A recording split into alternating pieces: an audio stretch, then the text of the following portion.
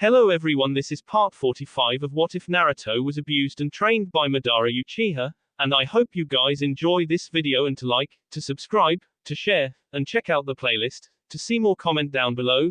Now let's start the intro. They call me a god.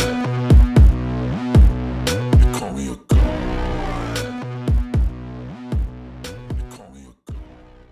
Join my membership, the perks are great. It's in the description. Naruto stood still in the middle of a training ground that was located just behind the royal palace.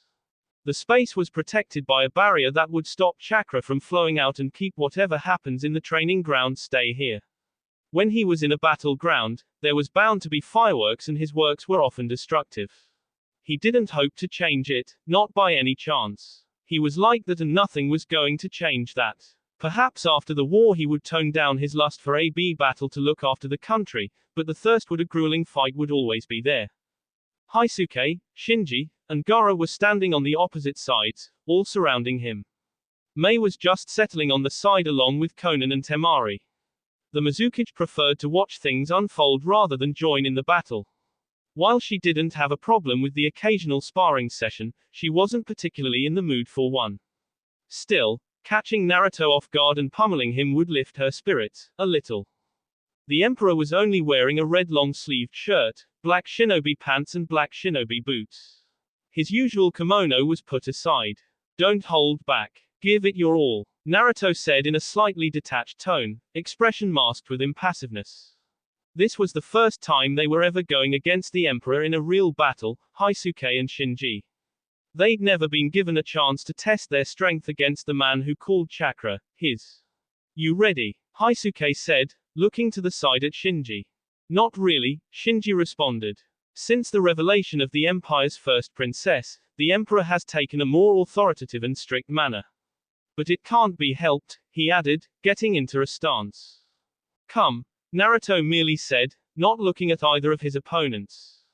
Hyusuke and Shinji blurred out of sight, before appearing on each side of Naruto, both slightly above ground, and fists ed, aiming at Naruto. Gaara had shot a sand bullet, while remaining in place. The bullet went directly at Naruto's C. The Emperor's Sharingan looked into all directions before he reacted to the attacks. In an instant, his left hand caught Shinji's incoming punch, while his right hand lashed onto the incoming sand bullet, directing it towards Hyusuke. The bullet crashed into the man's C, sending him tumbling away, while Shinji twisted in midair, still being held, and lashed a right-footed high kick straight at the Emperor's face. Naruto still managed to catch the kick with his right hand. Wind bullet, Naruto breathed out a bone-crushing bullet from his mouth. The jutsu crashed into the man held in both his hands, sending him in Gaara's direction. The sand Kazekage responded by lifting up a cushion of sand to catch the flying commander. Shinji nodded in silent thanks to the Kazekage before taking out a black sword, which quickly became engulfed in red flames. The man darted towards the Emperor straight on. With those red eyes watching him like a hawk, it didn't matter if he went straight or not. Upon reaching within yards of the Emperor, Shinji swung his blade in a quick S that went just above Naruto's shoulders. Any mistake and he was going to have his head rolling down the ground.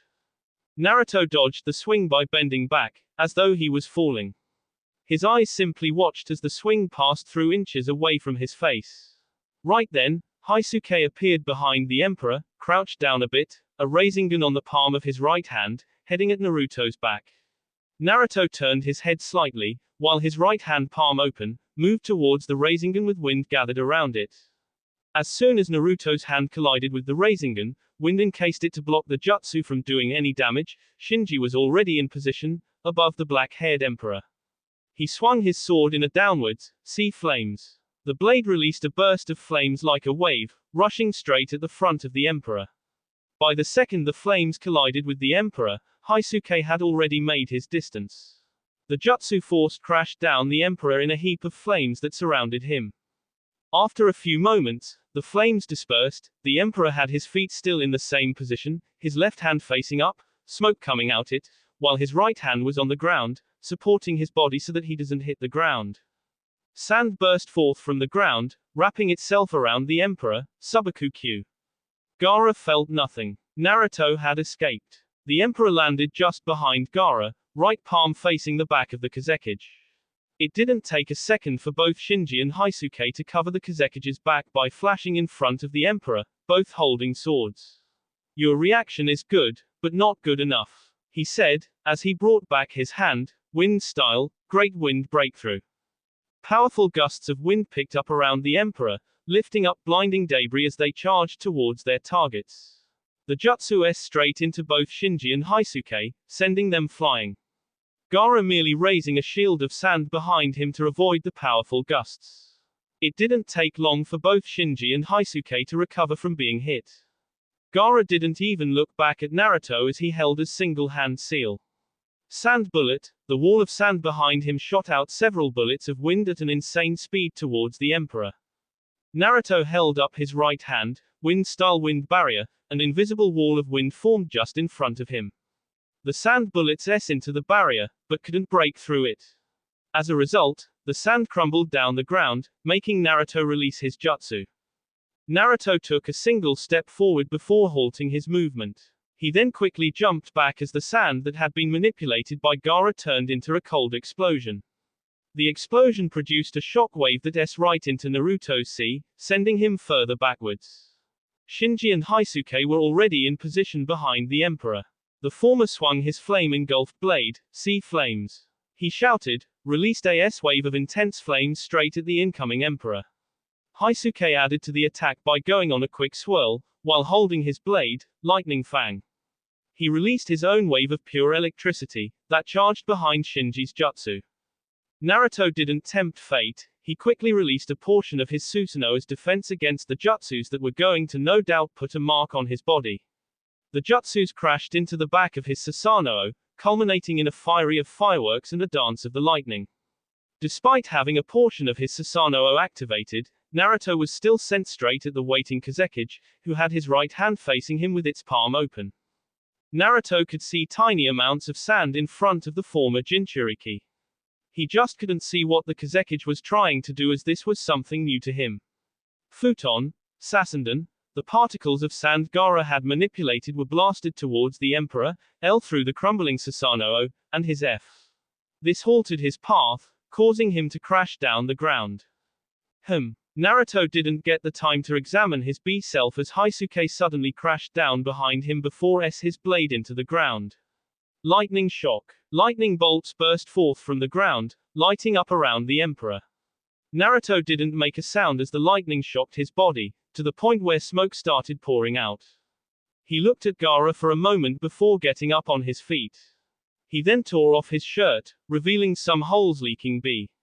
He couldn't move back then, and he could feel foreign chakra inside his system. He really hated when someone attempted to control his movements. The technique was rather dangerous though. It couldn't K him nonetheless. I guess I should try to fight, the Emperor said as he prepared to flush out the chakra that had invaded his system so that he could close his wounds. He released a quick burst of chakra, flushing out the insects inside his body. It didn't take long for the wounds around his body to close. How can you heal so quickly? Yang chakra, it has life properties. It can stabilize all forms of life, the Emperor said. That was one way to look at it without saying anything unnecessary. Bijuus used to use this chakra superbly by healing the host's wounds. Naruto looked up to think before speaking again. The three of you are cage-level shinobi, do not disappoint me. Shinji didn't need a second invitation. The commander blurred into the sight just above Naruto, swinging his blade in a downward S. The Emperor reacted by summoning his gunbai, which he placed just above him. Shinji's blade crashed into the face of the gunbai, devouring flames. Shinji released flames that were like lava. The flames burst forth quickly covering the entire gunbai, but didn't go past that. While this was happening, Haisuke flashed behind the Emperor, both hands holding the hilt of his lightning blade. He swung the blade in a horizontal S that was aimed straight at Naruto's midsection. The Emperor used his free left hand, he moved it behind him, before flicking it, simultaneously, with Uchiha Return. The deathly intense flames exploded in the face of his gunbai, while a wind bullet was released from his finger. Though Haisuke didn't see the bullet, he knew it was coming, thus he jumped up to avoid it. Shinji had expected for the Emperor to use Uchiha Return, thus he was able to escape being hit by his own jutsu. Naruto twirled in a blurry movement that ended up by Haisuke falling straight into his right hand, being grabbed by the N while lifted up above the ground. Shall I begin with my counter-attack? Or will you activate your amour? Later, the image that has become familiar to the walls that surrounded the throne room was painted once more. The emperor was sitting on his throne, left eye partially opened while right hand held up his face, which was leaned to the right side. Samui walked into the throne room with Etsu in both her hands, held gently around her. See. You done already? Naruto gave small nod. It was a bit disappointing to me, but they are still sharp enough to handle their duties extremely well. That was only if they didn't have to go against someone like him in battle. Not everyone is a monster, Samui said. I certainly hope you don't take after your father, dear, she added with a whisper towards her daughter. She stopped just beside the throne and remained standing on its left side. I should make you your own seat beside me, Naruto said in a thoughtful tone. His left eye turned to Samui without his head turning. It will be best if she takes after that warm side you hide behind that mask of coldness. I thought you'd wish for her to be like you, despite her being a girl. Naruto gave a ghost shrug before he responded. There can only be one Uchiha Naruto. I named her Uzumaki Etsuko because I wish for her to be Etsuko, not me. Samui merely nodded before falling silent as she pondered on a few things. Why did you really visit Konoha, Naruto? Create a clone and take her away. She's sleeping. I know, but do it, Naruto responded firmly, causing Samui to sigh before she did as told. I wanted to confirm the atmosphere around that village. The leaders didn't seem hostile, but the people were. It is possible for Konoha to fight in the war despite my earlier reservations. What makes you think so? Konoha isn't the buildings or the Hokage, it is the people. I cannot be king without the people to make the kingdom. If someone was to say, manipulate the villagers into holding out their weapons to fight me, Kakashi will be forced to act. So are we expecting a full war with Konoha? Naruto shook his head slightly. Not at all, he said. We can expect to fight their strongest shinobi. A may be arrogant, but he knows too well how much difference the Uchihas and the green beasts can make in the battleground. Konoha's inclusion makes things fun, huh? Samui said. As far as she was concerned, the village boasted the strongest shinobi, who could actually make a difference. Naruto nodded. Yes, he said before adding. Besides, if Konoha doesn't get involved, things won't work for Sasuke and his plan. What is he planning? Who knows? Naruto responded with a slight indifferent shrug of his shoulders. Iron Country. I could only frown and grit his teeth in anger when he thought of how Naruto had so embarrassed the Kages the last time they'd come to this place. He'd never been so beat in his entire life as a Kage, but that arrogant bastard had beaten all 5 Kages single-handedly. Even going as far as smacking around the woman he was to marry. I could never work around that relationship, but he really hated to relive those moments. Those bee eyes had stared him down, looking at them as though they were mere children playing in the sand. He wasn't going to allow that embarrassment to befall him again. Not ever. Not again. If something like that were to occur once more, then it would be the end of him. The next time he was ever going to face the Emperor would be in a battle of death. He wasn't going to allow that man to continue contaminating the very air he breathed. His existence needed to be ended, and soon. He has prepared himself over the years, gathering all intel he could get his hands on just so he could have a better hand in dealing with that man who so called himself the Emperor. The Emperor that man wasn't a king before his eyes. Naruto's existence threatened the balance of power, it threatened the peace of his village, that is why he couldn't allow the blonde to live any longer than he had. It was the same as a zoo. Its existence threatened other villages, its growing potential could rival others. They couldn't have that, hence the village was destroyed. Naruto's country has grown far more powerful than he had first thought, and it wasn't pleasant. The man alone was a problem, to have an entire country behind him was a disaster. One he sought to correct. The country shouldn't have been allowed to pick up in the first place. Once again, aside. He seemed to become possessed by the sighing demon each time he thought of this situation. He looked ahead of him, walking in the passages of the place they were going to hold their Kage meeting. The meeting would be held in an upper room. The Hokage and his group were just ahead of him. The thing that birthed a frown upon his face were the two walking side by side of the former Sharingan wielder, Uchiha Obito and Sasuke. The thought of those two truly made his blood boil. Not because of anger, but because of some admitted envy. He wished he had someone like Obito or Sasuke. Without his Bayu, he wasn't as he was, but their teamwork had improved over the past 2 years since they had started training together once more. Hokage, the Yondaime Reikage called, causing Kakashi to halt his movements and turn to face the bulky cage. Reikage-sama, Kakashi responded, an invisible frown marred across his face for a second, but was wisely hidden behind his mask. Can I have a word with you, in private? Kakashi looked at the man for a moment before his hidden lips parted as his response came out, aren't we going to discuss what needs to be discussed during the meeting? You're the one who called upon this meeting after all. I can't trust the other three, said bluntly. I need to speak to you before the meeting starts, he added with a bit of some force behind his words. Why would he trust them? The Mizukage was the emperor's whore and the Kazekage was an ever-present guest at the Rice's capital. When things had started, Gaara had even been given a position in the Empire's council, a portion of control over the country. That simply meant that the former Jinchuriki could allow for Naruto to control the Wind Country, so long as he gives him a post in the kingdom and continued to mind the business of his own country rather than try to influence how he does things. This time it was Kakashi's turn to sigh. Is it really important? He didn't want to be dragged into more troubling conversations, he already had enough to deal with when it came to Konoha. Naruto was still going to appear during the meeting, that was something to worry about. He was going to keep it to himself nonetheless. If it wasn't serious, I wouldn't bother requesting your time, a more or less snapped at the sixth Hokage. Fine, Kakashi said. He motioned for Sasuke and Obito to move along towards the meeting room. Instructed Darui and C to follow the two S-rank Uchihas. So, Kakashi said, hands folded across his C with his back pressed against the wall. Followed Kakashi's example before he started speaking. It has become obvious that you would rather not fight the Emperor, he said. So, what do you think that man is planning, Hokage? Who knows? Kakashi said with a shrug. Probably nothing, just trying to fend off troubles away from his country. His tone was a bit careless as he spoke, and that just annoyed the Reikage, but he didn't let it show. What would you do if I told you that the man has planned to rule over the elemental nations? You mean become a tyrant? Exactly that, stated. He's already married the Mizukage and keeps the Kazekage close. I bet he has some influences on the new Tsuchikage as well, given her actions since she took over. Kakashi shook his head, that doesn't sound like him at all.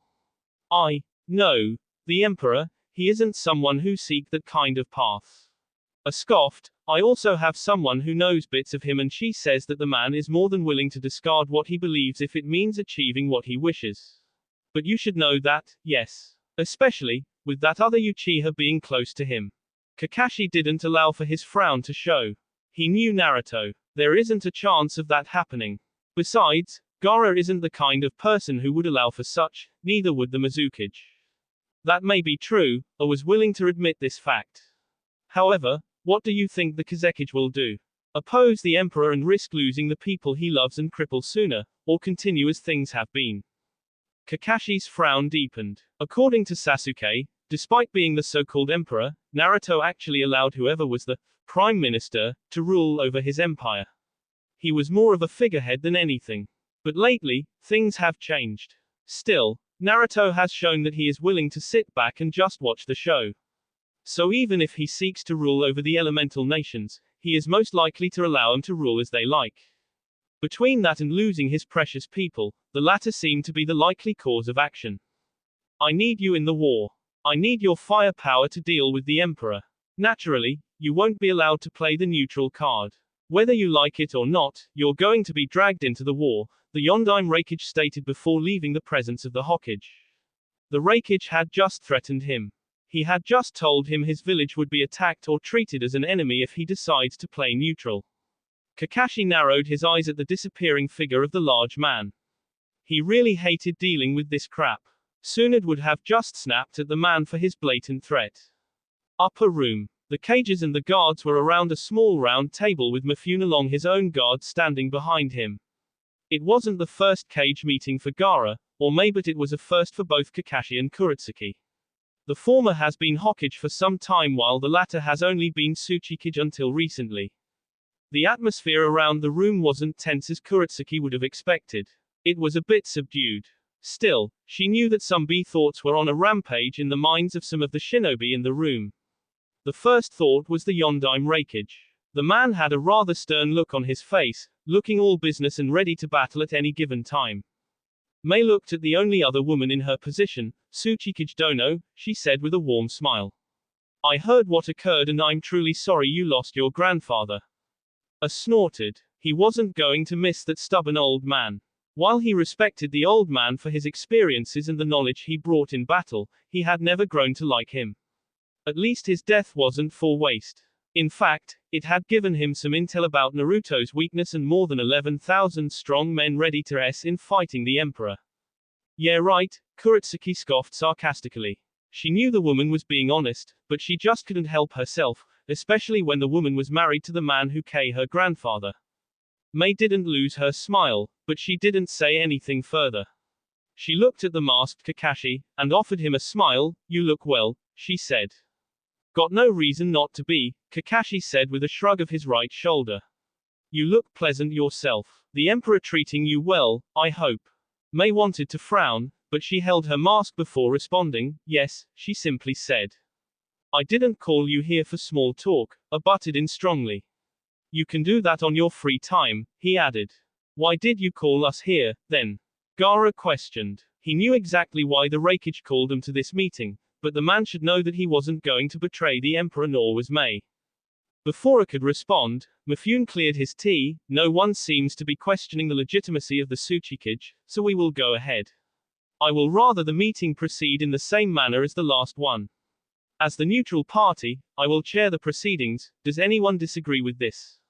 All shook their heads, prompting Mifune to add on, now then, Raikage Dono, will you state the reason you've called this meeting?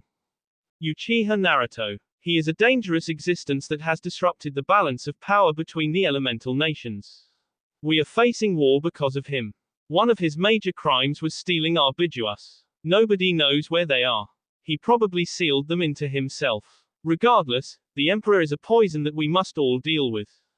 Sasuke suppressed the urge to roll his eyes after the bulky man had finished speaking.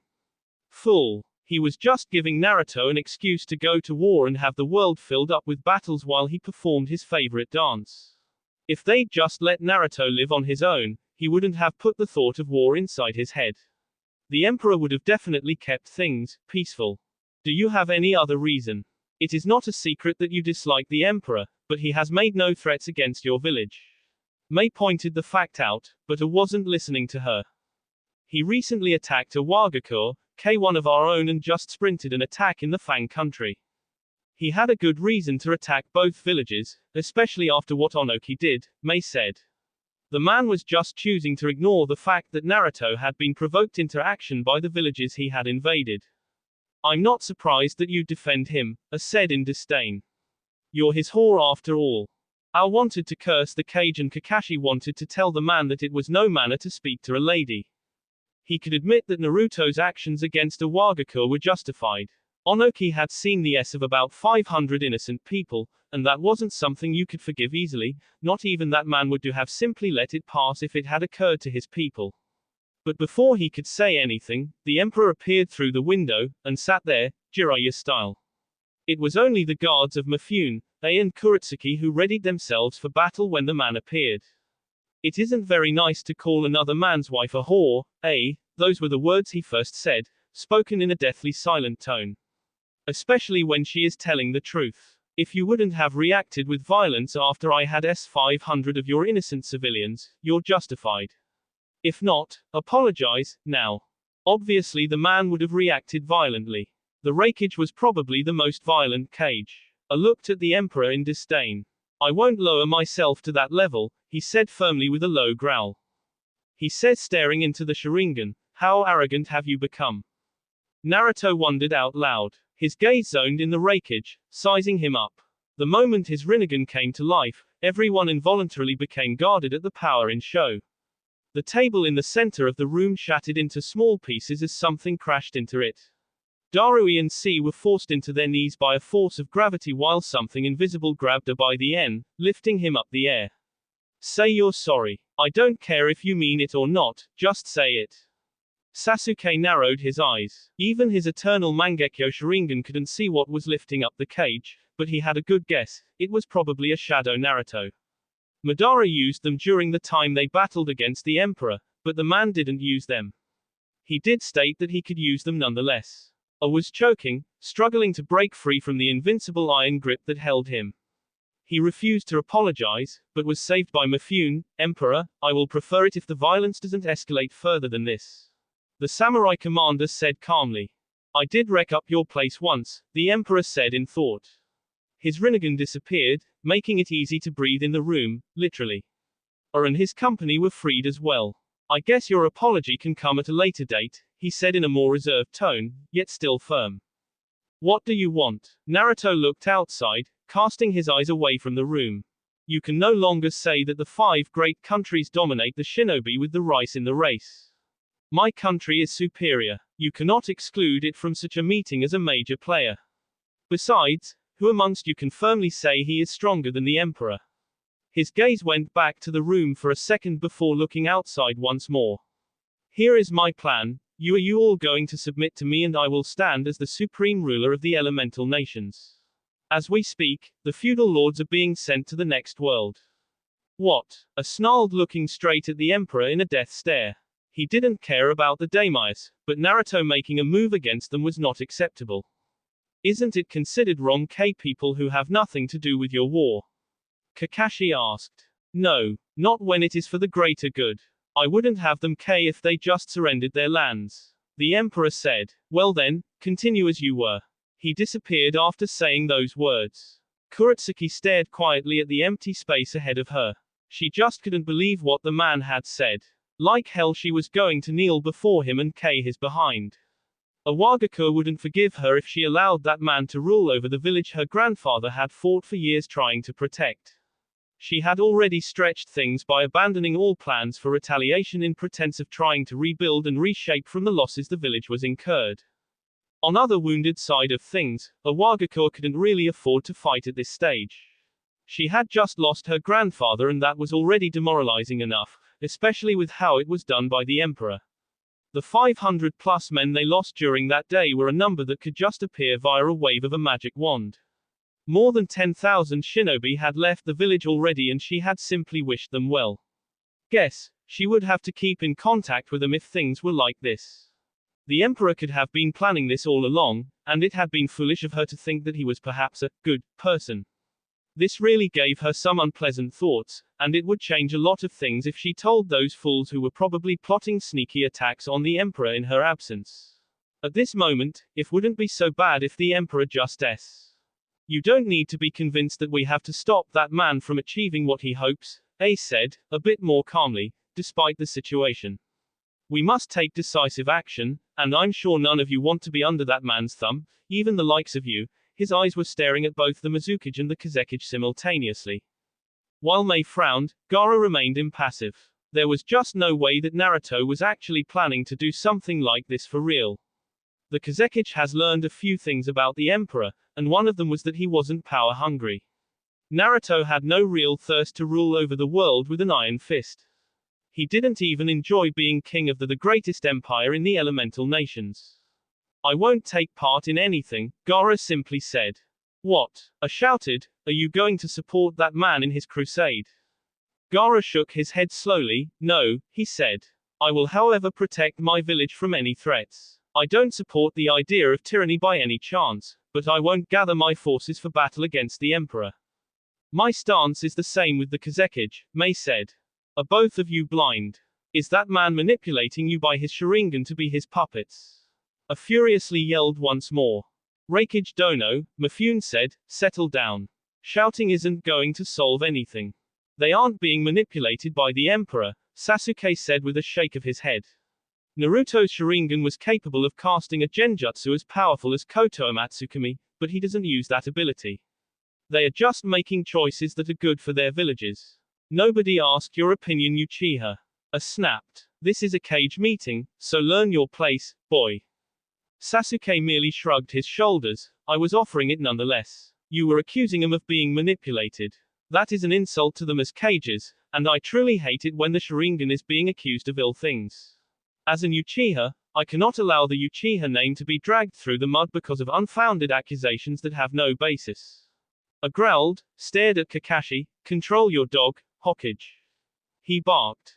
Much to his annoyance, the sixth Hokage merely shrugged off his shoulders. He is entered to defend the honor of his clan's dojutsu. I'm sure you would defend your own shinobi without a moment's thought if someone accused your shinobi of doing some things. Once again, I growled, but offered no response to the Hokage. His stern gaze turned towards the Kazekage. Well, if you're not going to help us with anything, you can leave. Those who remain here will be allies. But know this, if you leave this place, you will be treated as enemies. Gaara didn't even need to think about it. Thank you for the warning, he said, rising up from his seat. Excuse me, he said before Temari and Kankuro followed him from behind. Mei lingered for a few more moments before she went away. Once they were gone, I took charge of things once again. How are we going to proceed with things then? I say we form an alliance. I can't afford to join that, Kuretsuki said. But I can give you locations of the man who has run away with the 10,000 strong army of Iwa. That will do. I looked content with that. Hokage.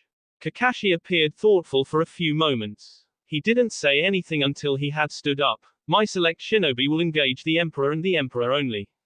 We won't be dragged into any more needless battles.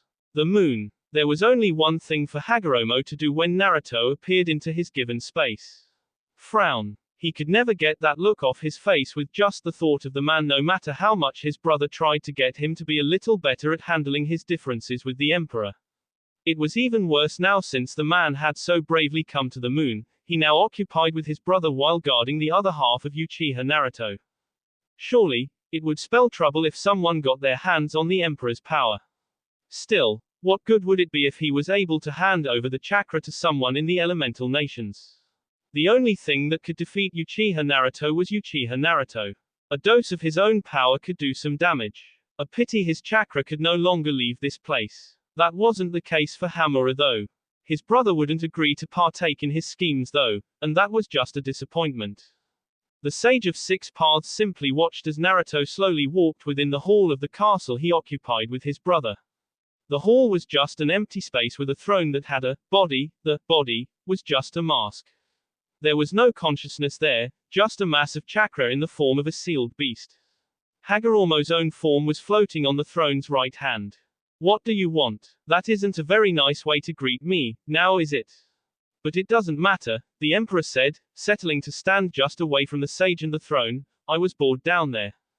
Hagoromo didn't find that hard to believe. He thought that only a B battle was enough to excite the man. Without any real battles and any strong opponent to challenge him, he had to be bored. The man did like to settle, but every now and then, there was a need for a good battle. Since he fought against Madara and Sasuke in that brutal fight that could have killed him if things had worked perfectly, there hasn't been any challenging fight for him. I thought filling the world with plants of the divine forest would be enough, Hagoromo said. Are you planning on using the eternal Tsukuyomi like Madara wanted? You've set up preparations well, and you're just one step from doing that.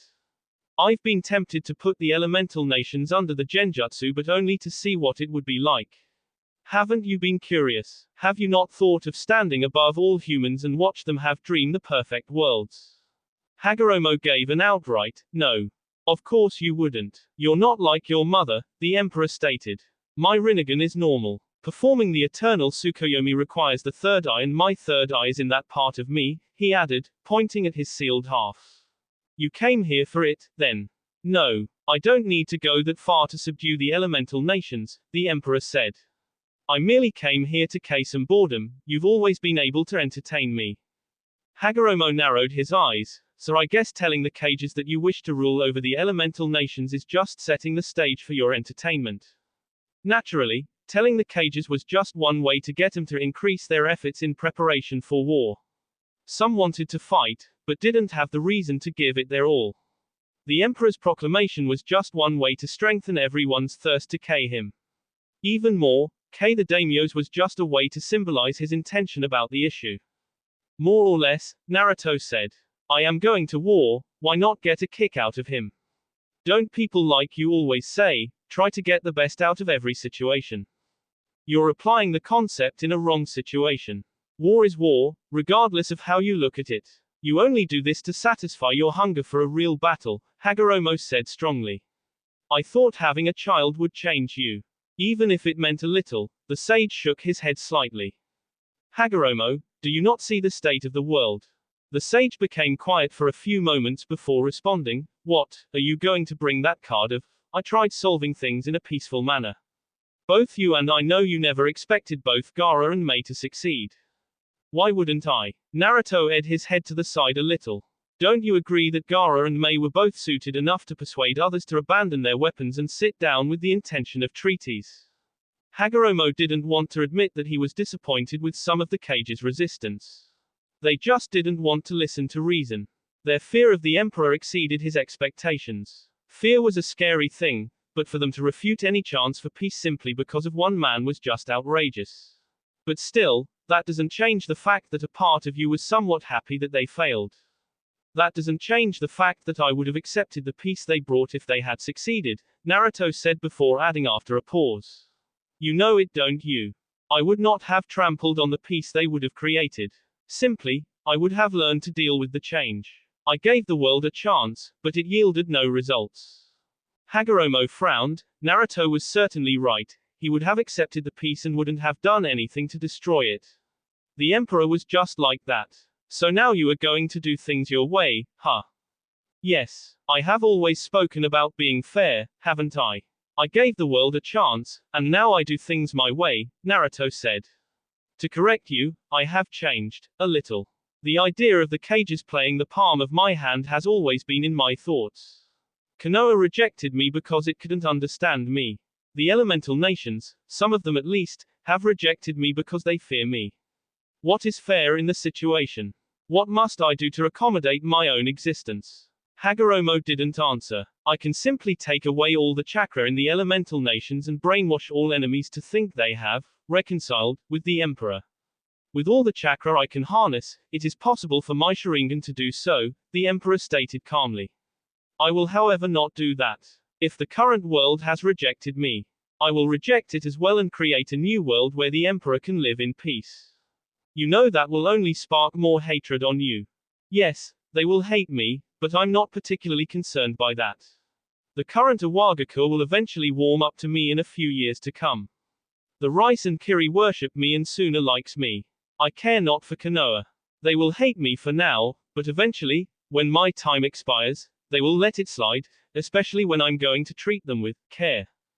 Hagoromo snorted at the last words. He was certain Naruto wasn't going to do anything. He was just going to stand on top of the elemental nations as the omnipotent god, but actually do nothing to rule over the world. At least he knew without doubt that given his experience or having his mother's memories, Naruto wasn't going to follow along the same path. Power hasn't corrupted him. It spoke volumes with him being able to give it up to be able to live as a human. He was just too stupid to notice it. Why don't you just now? If you no one is going to attack your kingdom. Peace will be brought. Naruto found Hagoromo's statement to be very amusing. No. I have no desire to do so. I grew up without a father, I do not wish for my own to grow up like that. At least if I can be there for her until she is old enough to understand things, I can watch from afar. The sage sighed. How I wish things were different, he thought mildly. Say, Hagoromo, what would you say if I gave your bones F and put in your spirit? Just so we can actually have an exciting dance with our B drenched in sweat and B. As Naruto patiently waited for an answer that wasn't going to come, Hamura appeared on the left side of the throne, standing on both feet. Emperor, he started. I see you really take fun in amusing yourself with my brother, he said. Were you just waiting for the right moment to appear? Hagoromo asked his brother. He could have come to his rescue some time ago. It wasn't like he didn't know that the Emperor had made his presence on this castle. I was content with just watching you, Hamura said. The Emperor is here because he doesn't have someone to talk with. Hagoromo raised a curious brow at the statement. Zetsu is no more, so he no longer has anyone he can talk with about all his secrets. None of the humans he trusts know about this castle. Naturally, he needs someone to talk to about the fact that he lied about having created the divine trees to suck out chakra from bad people. Hamura paused for a moment as a thought ran through his mind. The divine tree will suck the chakra out of everyone bad, but that isn't its main purpose. While on his throne, he can control all the trees, and can use them to wipe out armies if the war takes longer or if he grows bored of it. Isn't that right, Emperor? Naruto smiled, a little. I think I'm going to start liking your brother, Hagoromo. He understands me better, he said. That is of no consequence to me, the sage responded firmly. I thought you would have told that woman everything. Isn't it that you trust her more than anyone? True, but knowing too much isn't good for normal people. Besides, there are things that need to be kept hidden. The tablet you left behind did no good for Madara. Zetsu had manipulated some things, nonetheless, it just shows you that not all things are to be told, the Emperor said. Hamura nodded, I would rather some things be kept sealed for all eternity. If someone stumbles upon those things while you're asleep, it won't do any good, he said. Despite separating his inhuman part from the human, Naruto still couldn't S from old age. The Emperor had his mother's DNA in him after all. Still, I'd assumed you would choose to take back chakra from all humans. Chakra doesn't make people do crazy things. It is their intentions that make them do dirty tricks, Naruto said. I'm curious, if the three of us engaged in a battle, who would win? Seriously. You wouldn't win against brother and I, Hamura said firmly. Omegakure. Obito, Nagato said, seeing the former comrade of his enter his office. What do you want? Make it quick. There is really no need to be hostile, Nagato, Obito said. I said make it quick. Obito sighed. How many pills did he have to take just to be able to get this done? He had done so many wrongs in his past life. So many things that were not pleasant. Nagato was one of them. He had really manipulated the man. He was nothing now. Just an enemy. I have a proposal for you. What makes you think I will listen to what you have to say? Nagato asked in a quiet tone. The Emperor will be displeased to know that you're trying something in his field of play. He doesn't know that I am here. Nobody does. I would like for it to be that way, Obito said.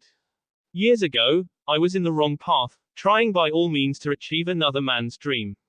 I thought I was doing things myself. Though.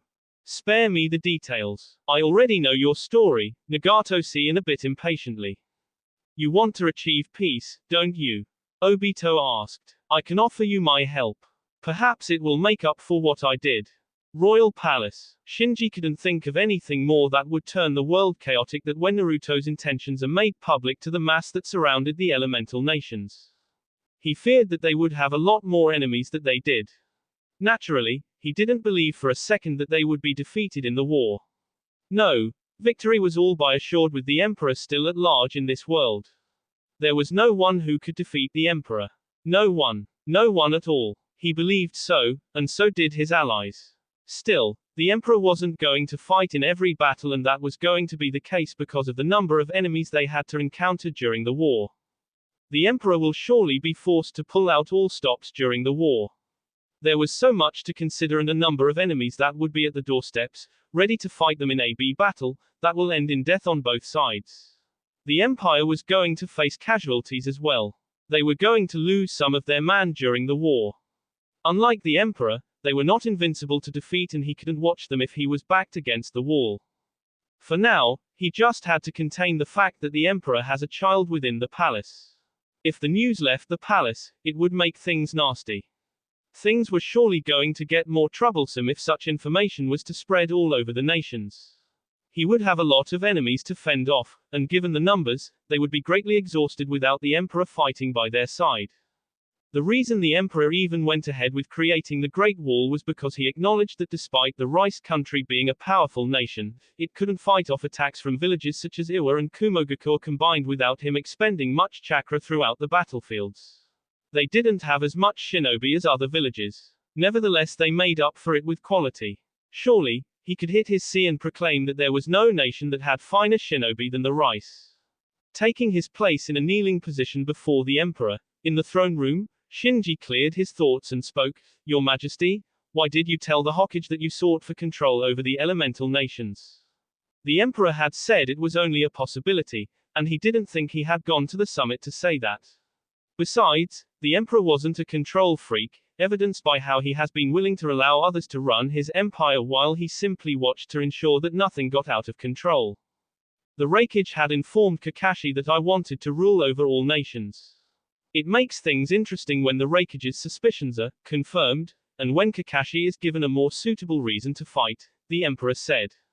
Shinji nodded. He wasn't about to question the Emperor about the fact that he had just invited trouble. Shall we expect Konoha to attack our borders as well? No, Naruto said. Konoha will only come after me when the time is right. Kakashi wasn't going to send his shinobi to their deaths. Konoha has already lost too much, and knowing him, he would only be interested in fighting the real battle rather than fight other battles. I see, that was what the Emperor probably wanted. Even in the face of unavoidable deaths, he was still looking for fun. We're going to face casualties during the war. That is a consequence of war. It wouldn't be fair if we didn't lose anything, Naruto said. How are the preparations going? Smoothly. We're expecting Kumogakure to offer up to 14,000 shinobi to the war. Its allies are likely to offer a further 3,500. There is already the 10,000 from Iwagakure. We don't know if there are other enemies in waiting, but we may face up to 30,000 enemy shinobi. Shinji said. Nagato has prepared 5,000 forces, 4,000 of which will be stationed around the rain to stop any attacks on the country. 1,000 will be sent to guard the borders of our allies. Naruto nodded. Have a message sent to Nagato. Tell him he has been summoned, he said. Karen should be called as well. Her power will be useful in sniffing out hidden enemies. I would rather not have my shinobi perishing under ambushes. Do you think she will like it? She has said she wants nothing to do with your. It doesn't matter if she likes it or not. It has to be done. That was the law. Shinji had no argument. Our success will depend on you drastically reducing the enemy numbers. Naturally, the capital will be fortified and we'll make sure no one reaches it. Shinji said. Should I go fetch him myself? Naruto shook his head slightly. You have your duties. Send someone who can make it quick, he said. Hi. Shinji saluted before disappearing in a flash. An hour later, Yugao had no reason to smile as she walked into the throne room. She had no reason to smile at the Emperor. She could only frown at the cold-hearted man who she once called her lover and shared a bed with him. She had even gone as far as to move in with him at the Uchiha compound. And what did she get in return from him? Nothing. He didn't seem to try as much as he should have, he didn't seem to care about it. She had put much more effort in the relationship, but it had broken up because of his actions, lack of rather. Naruto just didn't try. He acknowledged his faults, but did nothing to correct them. Oh, he was rather wonderful and a master in pointing out his faults. Getting him to correct those faults was no different than trying to sa Bayu to death by a kunai. In some situations that Yugao has found herself, she has questioned what she even saw in the man to actually love him. Yugao stared at the left eye that stared back at her. The Emperor was in the comfort of his throne, head resting on his left shoulder. The expression of his, she couldn't read. She has tried that before, but nothing ever came up from the quest. Stopping at a good distance, Yugao opened her mouth to speak, but no words came out. She shut her lips and settled for sorting out her thoughts. Naruto didn't have such problems. I'd assumed you'd be here some time ago. The sun has already set and I was thinking of retreating to my quarters. I could have come there. Or am I not allowed in your private quarters? Yugao asked, still staring deep into the Emperor's eye. The day you're barred from coming to my quarters, is the day I fall under someone's control, the Emperor simply said. That doesn't make me feel any better, Yugao said. Despite the fact that he just told her there was no chance that she wouldn't be welcome in his life, it still didn't settle her thoughts. It wasn't said to make you feel better, Naruto said, earning a frown from Yugao. You're strong. Surely you don't need mere words from the Emperor to make you feel good about yourself. While we were still at Konoha, you were always confident and went after what you wanted without my opinion. You can even say I merely followed the lead. That still doesn't make me feel any better, Yugao said. But that just shows you how much less you understand about women, or how to deal with them. I thought May would change a few things. But you make yourself undesirable. Is that so? Naruto asked. Won't you teach me about women, then? To make me desirable, as you say. Are you amusing yourself? Perhaps, Naruto said. Then. I will do it. Good. Your quarters have already been prepared. You're free to move in any day and time you choose, the emperor said. Yugao. He called her by her name. Naruto almost never did that. I require your counsel. Amuse me, Yugao simply said, though surprised he would require her to offer him advice on a matter, possibly personal. May is rather displeased with the situation at hand. Nothing with her has been resolved and I doubt she will be returning to the capital anytime soon. She refuses to talk things out with Samui, and I do not wish for Etsu to grow up in a hostile situation. Yugao sighed. Naruto, you slept with another woman behind your wife's back and got her pregnant. You kept the pregnancy a secret until recently. I'd understand with me, we're no longer in a relationship. But May is your wife and you didn't offer her an apology. What do you expect from her? To be more understanding. Dealing with you is already a pain, she said, her voice shrill. How do you think anyone would feel if their husband had an illegitimate child with another woman? Chico is not an illegitimate child. What is that supposed to mean? It is not important, Naruto said. You're impossible. Yugao almost shouted. I'm sorry, but I can't help you, she said, shaking her head negatively. Pity. I'd thought you'd offer some help. But it doesn't matter anyway. As long as her mother stays by her side, she will be shielded from all the negativity, Naruto said. When can I expect you? Tomorrow, Yugao said. Naruto, you once asked me why I move here even when I had told you I couldn't leave Konoha.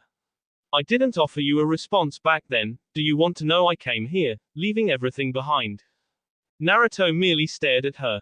I left everything behind for you. I thought we could start over with our relationship. Her tone was bitter, a sad smile complementing it. But that doesn't seem like a possibility at this stage. Honestly, I don't even know if it is possible to fix you. You think so? More or less, Yugao said. I don't want to regret the choice I made in leaving Konoha, Naruto. I don't want to. Coming here was the right choice for my heart. Then do what you must to ensure that you don't regret your choice. As for fixing me, there is nothing to fix. I'm alright as am. I just need to consider other people's opinions, a little. You may not even do that, despite saying otherwise. You know me well, Naruto said. I was at Konoha a few days ago, and I was given a bowl of ramen. I'd forgotten how good it tasted. I'm open to go there now and get 1 or 2 bowls. Is this your way of trying to make things better or are just asking me out? What do you think? Awagakur, how bold of you to show yourself before me after the stunt you just pulled during the cage meeting, Kuretsuki said, expression stern and tone sharp.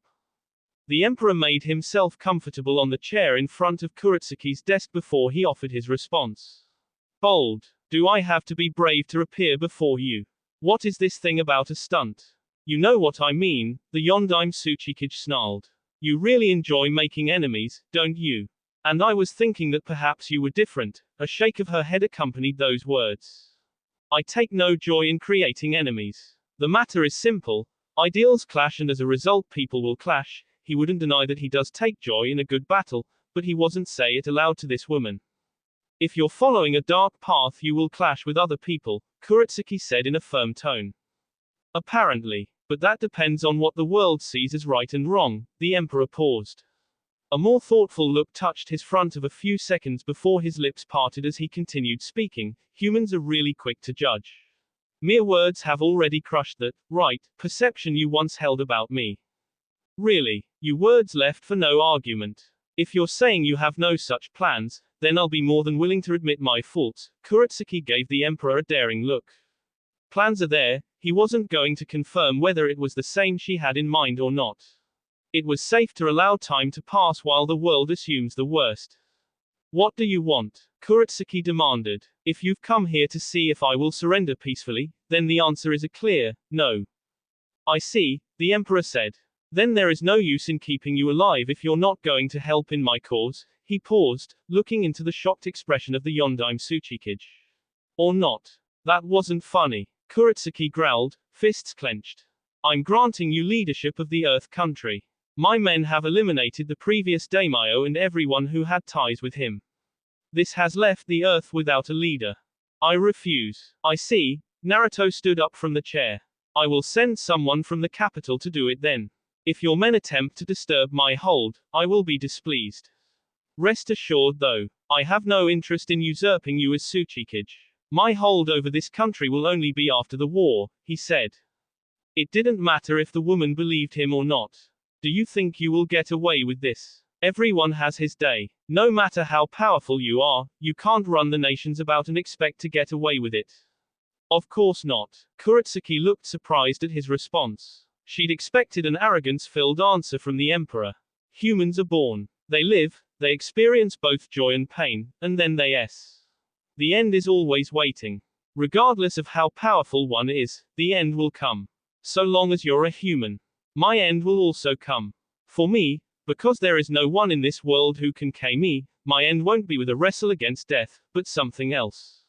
That will be all for this video. Be sure to like, subscribe, share, and comment down below for more videos. Goodbye.